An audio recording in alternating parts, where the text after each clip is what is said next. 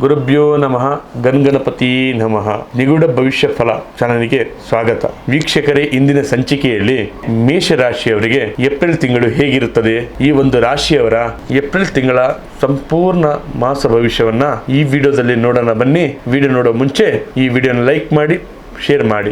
ನಿಮ್ಮ ಏಪ್ರಿಲ್ ತಿಂಗಳ ಆರಂಭದಲ್ಲಿ ಹಣದ ಅರಿವು ಚೆನ್ನಾಗಿರುತ್ತದೆ. ಪ್ರಾಪರ್ಟಿಯಿಂದ ಬರಬೇಕಾದಂತ ಲಾಭ ನಿಮ್ಮ ಕೈಗೆ ಬಂದು ಸೇರುತ್ತದೆ. ತಿಂಗಳ ದ್ವಿತೀಯಾರ್ಧದಲ್ಲಿ ಅನಿವಾರ್ಯವಾಗಿ ಖರ್ಚುಗಳು ಹೆಚ್ಚಾಗುತ್ತದೆ. ಆರೋಗ್ಯದಲ್ಲಿ ಹಣಕಾಸುಗಳು ಖರ್ಚಾಗುವುದಂತಿದೆ.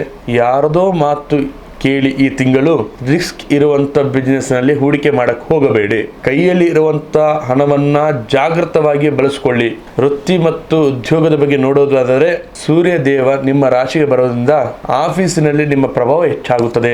ಪ್ರಮೋಷನ್ ಅಂತ ಕಾಯ್ತಾ ಇದ್ರೆ ಈ ತಿಂಗಳಿನಲ್ಲಿ ಬಹಳ ಸಿಹಿ ಸುದ್ದಿ ಸಿಗುವಂತದ್ದಿದೆ. ನಿಮ್ಮ ಕೆಲಸದಲ್ಲಿ ಒತ್ತಡಗಳು ಜಾಸ್ತಿ ಆಗೋದರಿಂದ ಸ್ವಲ್ಪ ಕಿರಿಕಿರಿ ಅನ್ನಿಸುತ್ತದೆ. ನಿಮ್ಮ ಸಹೋದ್ಯೋಗಿಯೊಟ್ಟಿಗೆ ಸಣ್ಣ ಪುಟ್ಟ ವಿವಾದಗಳು ಆಗಬಹುದು. ಅದನ್ನ ದೊಡ್ಡದು ಮಾಡಕ್ ಹೋಗಬೇಡಿ. ಮತ್ತೆ ನಿಮ್ಮ ವ್ಯವಹಾರದ ಬಗ್ಗೆ ನೋಡಬೇಕಾದರೆ, ನೀವು ಹೊಸ ಬಿಸಿನೆಸ್ ಶುರು ಮಾಡಬೇಕಂತಿದ್ರೆ ಏಪ್ರಿಲ್ 14 ನಂತರ ನೀವು ಮುಂದುವರಿಸಿಕೊಳ್ಳಿ. ವಿದೇಶಿ ವ್ಯಾಪಾರ ಮಾಡುವವರಿಗೆ ದೊಡ್ಡ ಮಟ್ಟದ ಪ್ರಾಫಿಟ್ ಇದೆ. ಪಾರ್ಟ್ನರ್ಶಿಪ್ ಬಿಸಿನೆಸ್ ನಲ್ಲಿ ಸ್ವಲ್ಪ ಪಾರದರ್ಶಕವಾಗಿ ಇರಲಿ. ಲೆಕ್ಕಾಚಾರದಲ್ಲಿ ನೀವಾಗಿ ಖುದ್ದಾಗಿ ನಿವಾರಿಸಿಕೊಳ್ಳಿ. ಇನ್ನು ನಿಮ್ಮ ಪ್ರೀತಿ ಮತ್ತು ಕುಟುಂಬದ ಬಗ್ಗೆ ನೋಡಿಕೊಳ್ಬೇಕಾದರೆ, ಸೂರ್ಯನ ಪ್ರಭಾವದಿಂದ ನಿಮ್ಮಲ್ಲಿ ಹಠ ಜಾಸ್ತಿ ಇರುತ್ತದೆ. ಇದರಿಂದ ನಿಮ್ಮ ಮನೆಯಲ್ಲಿ ಮನಸ್ತಾಪಗಳು ಜಾಸ್ತಿ ಆಗುತ್ತದೆ. ಇನ್ನು ಪ್ರೇಮಗಳಿಗೆ ಹೊಸ ಸಂಬಂಧಗಳು ಶುರು ಆಗುತ್ತದೆ. ನಿಮ್ಮ ಮನೆಯಲ್ಲಿರುವ ಮಕ್ಕಳ ಕಡೆಯಿಂದ ಯಾವುದಾದ್ರೂ ಸಾಧನೆಯನ್ನ ಸುದ್ದಿ ಕೇಳುತ್ತೀರಾ. ಮನೆಯಲ್ಲಿ ಸಣ್ಣದೊಂದು ಶುಭ ಸಮಾರಂಭ ನಡೆಯುತ್ತದೆ. ಮತ್ತೆ ನಿಮ್ಮ ಆರೋಗ್ಯದ ವಿಚಾರದ ಕಡೆ ನೋಡೋದಾದರೆ, ನಿಮಗೆ ಬಿಪಿ ಮತ್ತು ಶುಗರ್ ಇದ್ದರೆ ಹೆಚ್ಚಿನ ಕಾಲ ವಹಿಸಿ. ಅತಿಯಾಗಿ ಬಿಸಿಲಿನ ಒತ್ತಡದಿಂದ ತಲೆನೋವು ಬರಬಹುದು. ದಿನ ಬೆಳಿಗ್ಗೆ ತಾವು ಯೋಗ ಮಾಡಬೇಕು. ಆದಷ್ಟು ನೀರನ್ನು ಕುಡಿಯಿರಿ.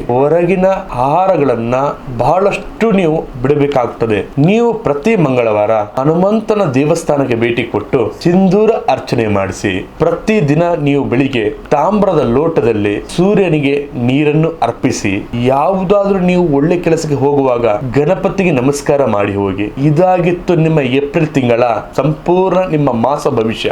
ಈ ವಿಡಿಯೋ ನಿಮಗೆ ಇಷ್ಟವಾದರೆ ಲೈಕ್ ಮಾಡಿ ಮತ್ತು ಶೇರ್ ಮಾಡಿ. ಹಾಗೆ ನಿಮ್ಮ ಜೀವನದಲ್ಲಿ ಕಷ್ಟಗಳು, ತೊಂದರೆಗಳು, ಸಮಸ್ಯೆಗಳಿದ್ದರೆ ಈ ಕೂಡಲೇ ಈ ಡಿಸ್ಪ್ಲೇಲಿ ಕಾಣ್ತಕ್ಕಂಥ ನಂಬರ್ಗೆ ಕರೆ ಮಾಡಿ. ಧನ್ಯವಾದಗಳು.